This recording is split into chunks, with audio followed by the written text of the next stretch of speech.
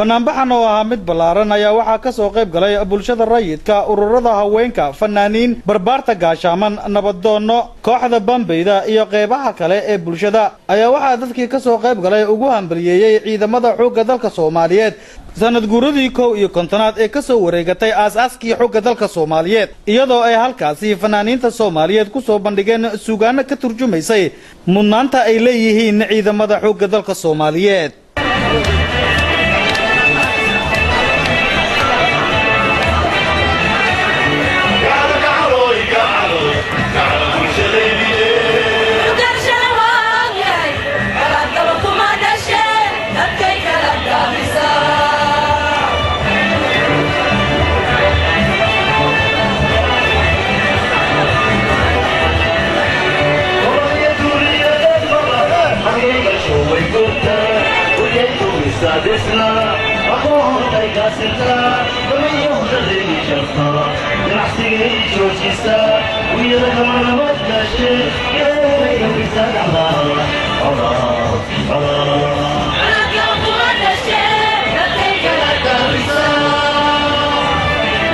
gudoomiyaha ururada bulshada rayidka ah ee gobolka Banaadir Muxudiin Xasan Afra oo halkaasi khudbad ka jeediyay ayaa ugu horeen u hambaliyay ciidamada xoogga dalka Soomaaliyeed isagoo ugu baaqay in ay wax ka qabtaan xaaladda adag ee uu dalka haatan marayo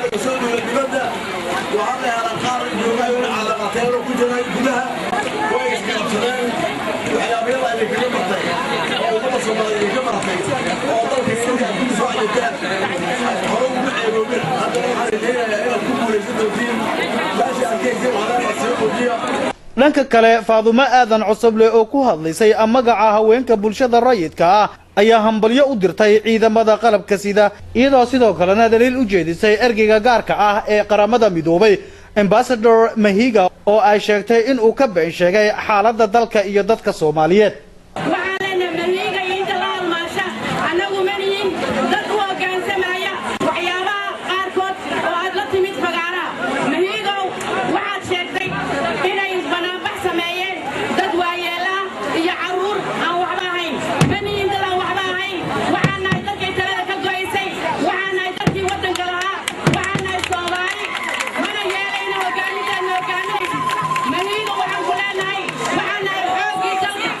intii uu banaanbaxani soconaya ayaa dadka inta badan waxa ay shucuurtooda ku eegayeen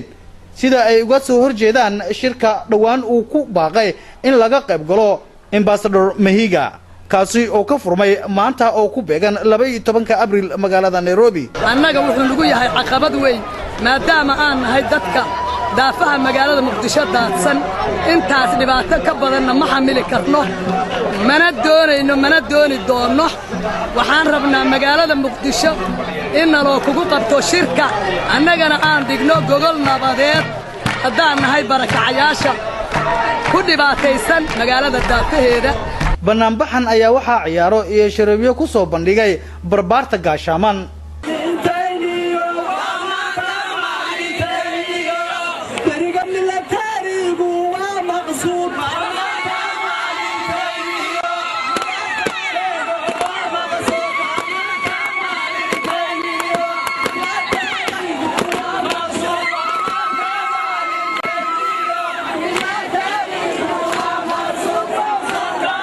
banaanbaxani ayaa waxaa looga soo horjeeday shirka la filayo in uu ka furmo magaalada Nairobi ee uu ku baaqay Augustina Mahiga